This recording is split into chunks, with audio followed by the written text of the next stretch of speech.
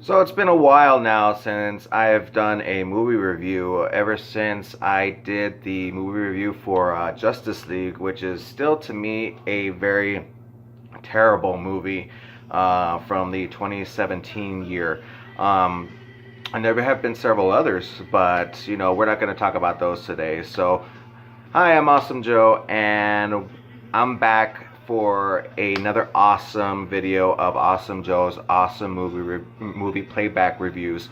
And we have 5 new movies that I just recently watched, and that I'm willing to go ahead and give you guys a very brief and short movie review based off of these films. So let's go ahead and get started here, because even though that these movies are not very popular and they really did not really fulfill the potential that they were supposed to be, because you would think of them as being a really great movie to watch, having to watch the trailers and the TV spots and any marketing that they've thrown out there to make this movie possible as a great success. But otherwise, let's just go ahead and get started here, because it is going to be a complicated video to make, because the majority of these movies are not really satisfying. They were very disappointing to me. So let's go ahead and get started with the first one here today, guys. So the first one's gonna be Atomic Blonde. And Atomic Blonde, I love the titlement of the film. I loved the previews and the TV spots. Everything about the movie was great until I watched the movie. And when I watched the movie, you would be expecting having to see a female version of James Bond or Jason Bourne or even John Wick. And this movie, it was not very entertaining for me. I mean, there were so many boring parts of the film that really didn't gain my interest at all whatsoever. Not anything that I would say that's anything compared to like James Bond or Jason Bourne or so on and so forth. Now, I'm not a sexist here, and I was really looking forward to seeing how this movie was going to portray itself, since it having to be the first female secret agent movie. But I really do think that this movie did bomb very much. It really didn't meet satisfactions to me. It's not a rewatchable movie. It's not even a rememberable movie. But on Rotten Tomatoes, they rated it a 77%, and I don't understand why. But according to my review and my percentage that I give for it, the rating would have to be a good 25%. Now, there are several good aspects to the film. For example, Charlize Theron. Charlize Theron, of course, she is an incredible actress. She did a great job having to portray her character. And then, of course, we also get James McAvoy in the film. James McAvoy also, he is a brilliant actor, and he does put a lot of his work into this film. We also get John Goodman into the mix, and of course, we all know who John Goodman is. He does brilliant work as well. He jumps from movie to movie every so often. And I love the fact that this movie takes place in the 80s theme, because the 80s theme is my favorite decade. I love the 80s theme. And having to feel the vibe of the 80s theme, they gave out several songs from the 80s based back then, and it really made me feel at least that part right there kept me very entertained. But when it comes to the whole aspect of the story and how the movie was portraying itself, it just didn't really feel like I wanted to continue watching this movie. Of course, I watched it from beginning to end, of course, but based off of what I was watching, the movie wasn't really fulfilling the way I wanted it to. But otherwise, yes, 25% for Atomic Blonde. What did you guys think? You can always leave a comment in the section down below, so we can have an awesome conversation regarding towards this movie. So let's go ahead and jump onto the next film that I'll be reviewing for you guys. Next up, we have Kingsman, The Golden Circle. Now, I really loved Kingsman, The Secret Service, the first film. And that movie, of course, it was directed by Matthew Vaughn. And Matthew Vaughn is a brilliant director. And of course, he brought us movies like Kick-Ass and X-Men First Class. But this one in particularly, one thing that I don't really like about movies every so often is that if you have a successful first film and you don't really have a story to continue on with it, then just don't make the movie. People, the majority of the time, make movies, they make sequels based off of the first film, is because they feel like they can gain more money. And if you continue to pay attention to more money, then and if there's no purpose of the film being created, then the movie is going to be a complete bomb. It's not going to fulfill its potential the way that it's going to really lose the interests of the viewers and completely ruin the whole franchise entirely. But like with Kick-Ass, we got Kick-Ass, the first movie, which is an awesome movie, and then we went to the second one, which was not directed by Matthew Vaughn, even though it was under his production. But otherwise, that movie bombed, and so that happened right here too. You would think that it would be because of the different directors, but in fact, it's not. It's because of the fact that people that making these movies are only focusing on the money that's going to completely destroy the franchise. And everybody that who loved the first movie, including myself, was really excited for this, waiting to see how they were going to take things up to the next level. And if you ask me, I think that this one was just bad. Like, say for example, I remember Sam Jackson's villainy in the first movie, and he does a brilliant job. He does so amazing in that movie, and then of course we get a returning cast with Colin Firth returning. I don't really think he should have came back, but of course he's there, and it's of course memory loss and all that. And I love the fact that when they were trying to bring back his memories, they played a little theme from another movie directed by Matthew Vaughn, which is X-Men First Class. And I recognized the theme because I listened to that music, and when I heard it, I'm like, hey, wait a minute, that's from X-Men First Class. So but the movie had a lot of terrible CGIs. The stunts were pretty predictable, and the acting was very cheesy. Like Channing Tatum's character and Halle Berry's character, they all really didn't have any importance to the film.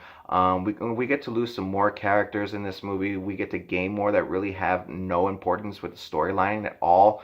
But otherwise, the movie, it just really didn't seem so satisfying as the way I intended it to be. So on Rotten Tomatoes, they rated this a 51%, and for me, I'd have to at least down it a little bit to a 43. So even though that it was such a disappointing film, I really do hope that they don't try to continue on with this franchise and just leave us with the first film and completely ignore this one, because the first film, if it's a success, just don't touch it, please. So let's go ahead and jump on to the next film, guys.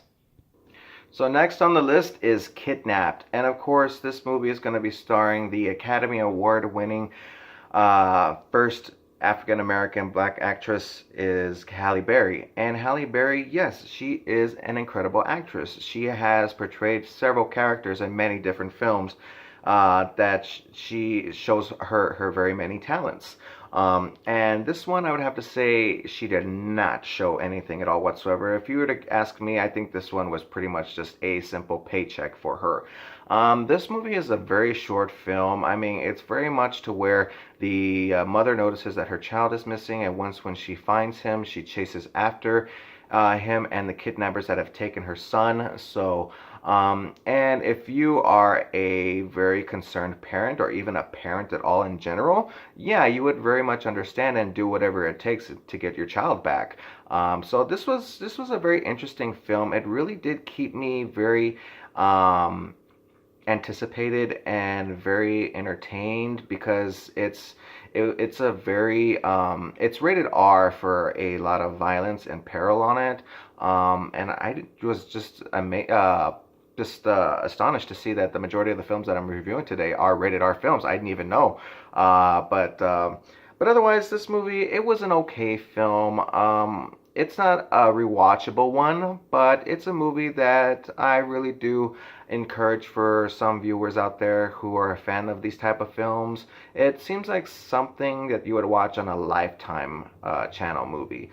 But otherwise, on Rotten Tomatoes, they gave it a 38%. And since I like this movie a little bit more than I anticipated I should be, I gave it a good 44%. Because I really was enjoyed by the whole thing. It really did keep me, thrilled and having to wonder what's going to happen next, because I'm a concerned parent myself, and so it really does put me to think about those types of situations and what a parent would and should do in a time of those types of crises. So that's my review for Kidnap. What did you guys think? You can always leave a comment in the section in the very bottom, so that way we can have an awesome conversation regarding towards it. So let's go ahead and go on to the next film, guys.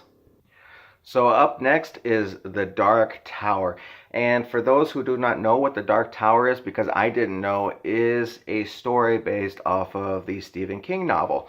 And I recently watched it a couple of months ago, and I loved that film. And having to know that this movie was based off of Stephen King, I'm like wondering, I wonder if this is going to be a great movie as well, because it was amazing. But unfortunately, The Dark Tower, a lot of viewers didn't really like this film, especially the fans, because fans are really intrigued by the book from based off what they read. And I have never read the book, but The Dark Tower, to me, the story seems somewhat familiar to several other films that I've seen before in the past. I mean, you got your typical boy who is pulled into this world and experiences a world climactic experience, having to meet the good guy, then meeting the bad guy, and then bringing it back to his world, which is Earth, and then bringing all the climactic fights between them two. And it's just, I've seen that before so many times in several different movies that it doesn't feel very original. I didn't really feel like they really put so much work and effort into this, because we got really great stars in this, which is Idris Elba as the gunslinger, and then we got the Dark One played by Matthew McConaughey. And I love these two actors. These actors are really great at what they do. But in this film, I really didn't feel like this movie shouldn't have been made.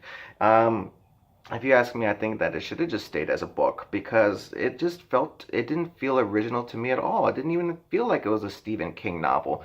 It felt like something that you would just, watch once and never want to watch again. But otherwise, I just wasn't very fond by it. But on Rotten Tomatoes, they gave it a 16%, which is a very agreeable rate. But for me, since I liked it a little bit, but yet it wasn't a fact of being an acceptable film, so I gave it a 35. Just because I love Idris Elba and Matthew McConaughey and what they do in this film. So that's pretty much the majority of it all. There's just so much in the film that wasn't explanatory or anything like that. So let's go to the last film, guys. So last on the list is Office Christmas Party. And this is a really good, comedy flick to watch during the holiday season. So if you guys are looking to see if there's anything for adults to watch on a Christmas holiday season time, this would probably be a good one. You got Jason Bateman in the movie, you got Olivia Munn, you got Jennifer Aniston in the movie. There's a lot of there's a lot of great actors who are playing this. It's an all-star cast, and I was very entertained by it. It was very funny. I had a few laughs. Is it a memorable film? Not really. Is it a movie that that we'll watch again? Probably not. Just probably during the holiday season. That's about it. But otherwise, it's a movie that I really feel like the movie didn't have so much of the meaning towards the titlement of the film. It's called Office Christmas Party, and you pretty much get at least a quarter of the movie that is the Christmas party, and the majority of it all is just very much something else. So I wasn't really fond by the fact that they didn't really own up to the movie being what it's called. And it's just a film that I really think that should have been put more thought into. It just felt like a come and buy type of thing. And on Rotten Tomatoes, it rated it a 41%, and I gave it a 46 because I enjoy a good comedy film. I really do love comedy, and it's really hard nowadays trying to find a good film that would really bring you up to laughs. So those are my reviews today for those 5 films. What did you guys think? You can always leave a comment down in the section down below, and we can have an awesome conversation regarding towards any of these 5 movies. And if you guys have a movie in particular that you would like to request for me to review for you guys, you can always leave me a comment for that too, because I love to talk about movies, but more importantly, I love to talk about it with you guys. So I'm Awesome Joe, and as always, stay awesome. Thanks, guys. I'll see you guys in the next video. Bye.